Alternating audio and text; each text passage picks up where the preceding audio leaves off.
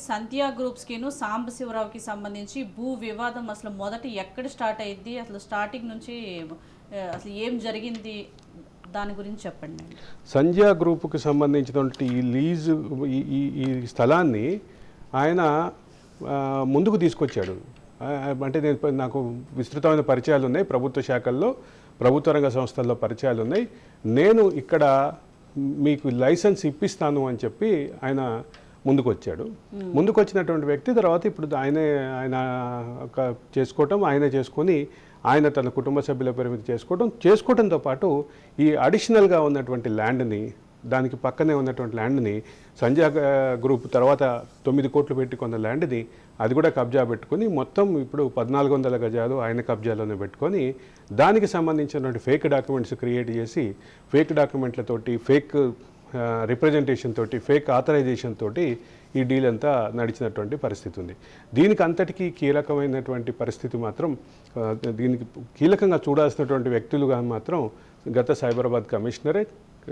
Cyberabad police commissioner సహకారంతో ఇదంతా జరిగిందని భావించాలి. వెనక ఎవరున్నారు అంటే క్లియర్గా గత సైబరాబాద్ కమిషనరే ఉన్నట్టుగా భావించాల్సినటువంటి పరిస్థితి ఉంది.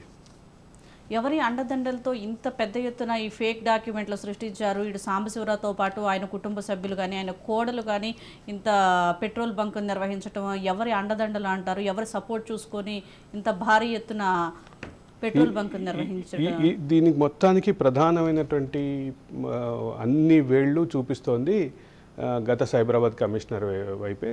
సైబరాబాద్ కమిషనర్ వ్యవహార శైలి ఈ ఒక్క విషయంలోనే కాదు, మిగతా చాలా విషయాల్లో ఆయన మీద చాలా వివాదాలు ఉన్నటువంటి పరిస్థితి. గత ప్రభుత్వ హయాంలో ఆయనకు విస్తృతమైనటువంటి అధికారాలు కల్పించారు. ఆయన అనుకున్న వాళ్ళని మీద కేసులు పెట్టారు, ఆయన వ్యతిరేకించిన వాళ్ళ మీద కేసులు పెట్టారు. అనేక కేసులకు సంబంధించినటువంటి బాధితులు ఇప్పుడు అందరూ ముందుకు వస్తున్నటువంటి పరిస్థితి. ఆ క్రమంలో ఇది కూడా ఒక ప్రధానమైన అంశంగా తీసుకోవాల్సినటువంటి పరిస్థితి ఉంది. ముఖ్యంగా ఇప్పుడు ఉన్నటువంటి కమిషనర్ అవినాష్ మహంతి ఏదైతే ఉన్నారో ఆయనకు చాలా నిజాయితీపరుడుగా ముక్కుసూటిగా వ్యవహరించే అధికారిగా పేరుంది. అదే సందర్భంలో ప్రభుత్వం కూడా చాలా ఫర్మ్గా ఉంటుంది ఇట్లాంటి వాటి విషయంలో అనేటటువంటి చర్చ ఉంది. కాబట్టి ఇప్పుడు ఈ అంశాలు ముందుకు వస్తున్నాయి. ఇక అంటే గతంలో జరిగినటువంటి వివాదాలకి పులి స్టాప్గా ఈసారి అవినాష్ మహంతి సిపి అయిన తర్వాత మొదటి జరిగినటువంటి న్యాయం ఏంటంటే కనీసం సంధ్యా గ్రూప్ ఇచ్చినటువంటి కంప్లైంట్ని యాక్సెప్ట్ చేసి ఎఫ్ఐఆర్ బుక్ చేసినటువంటి పరిస్థితి. దాన్ని ఒక థరోగా ఎంక్వైరీ చేసి ఎఫ్ఐఆర్ బుక్ చేసినటువంటి పరిస్థితి. మాదాపూర్లో ఇది బుక్ అయినటువంటి ఎఫ్ఐఆర్ ఇది కొల్లి సౌమ్య పేరు మీద ఎఫ్ఐఆర్ బుక్ అయింది. ఈ ఎఫ్ఐఆర్ వచ్చేసి 420 IPC సెక్షన్స్ మీద బుక్ అయింది. డాక్టర్ కొల్లి సౌమ్య A1 ఉన్నారు, ఈ సాంబశివరావు అండ్ అదర్స్ A2గా ఉన్నారు. దీంట్లో చాలా క్లియర్గా ఉన్నటువంటి కంప్లైంట్స్ ఏంటంటే సంధ్యా గ్రూప్ అధినేత ఇచ్చినటువంటి కంప్లైంట్ బేస్ చేసుకొని దీన్ని ఈ కంప్లైంట్ బుక్ అయినటువంటి పరిస్థితి ఉంది.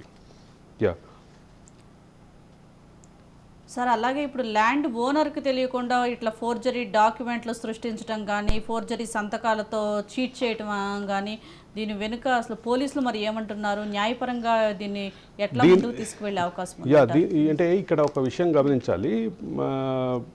ఈ ఒక్క పెట్రోల్ పంప్ వ్యవహారమే కాదు, మరిన్ని వ్యవహారాలు, మరిన్ని వివాదాలు వీటన్నిటి చుట్టూ ఉంది. ఈ వివాదాల సుడిగుండంలో పెట్రోల్ పంపు వ్యవహారం అనేది ఒకటి మాత్రమే. పెట్రోల్ పంపు వ్యవహారంతో పాటు మరిన్ని వివాదాలు ఉన్నాయి, మరింతమంది బాధితులు ఉన్నారు.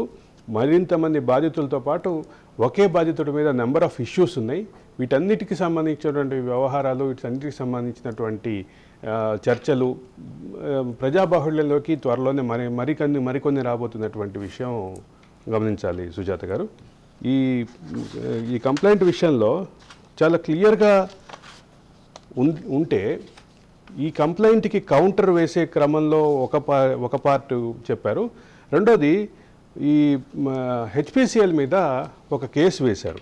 HPCL మీద వేసినటువంటి కేసులో HPCL తమ లైసెన్స్ని రద్దు చేయబోతోందంటూ వేశారు. అయితే ఇది ఒక పక్కన ఉంటే HPCL దానికి వేసినటువంటి కౌంటర్ ఇందాక నేను దాంట్లో కొన్ని భాగాలు చదివి వినిపించా.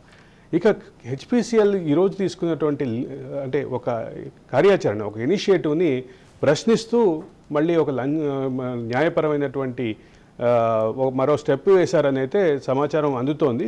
దానికి సంబంధించిన పూర్తి క్లారిటీ రావాల్సినటువంటి అవసరం ఉంది.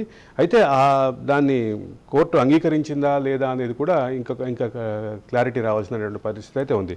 అయితే హెచ్పిసిఎల్ ఈరోజు తీసుకున్నటువంటి ఇనిషియేటివ్ ఏదైతే ఉందో దాని మూలంగా దీనికి సంబంధించినటువంటి వివాదం మూలంగా, ఈ వివాదంలో హెచ్పిసిఎల్ ఈరోజు తీసుకున్నటువంటి కార్యాచరణ మూలంగా మార్కింగ్ చేసేటటువంటి పని, మార్కింగ్తో పాటు సీజర్ చేసేటటువంటి పని, ఈ రెండింటి పనుల మూలంగా నాళ్ళు సంధ్యా గ్రూప్ వినిపిస్తున్న వాదన సరైంది అనేది మరోసారి అర్థమైనటువంటి పరిస్థితి, మరోసారి రుజువైనటువంటి పరిస్థితి.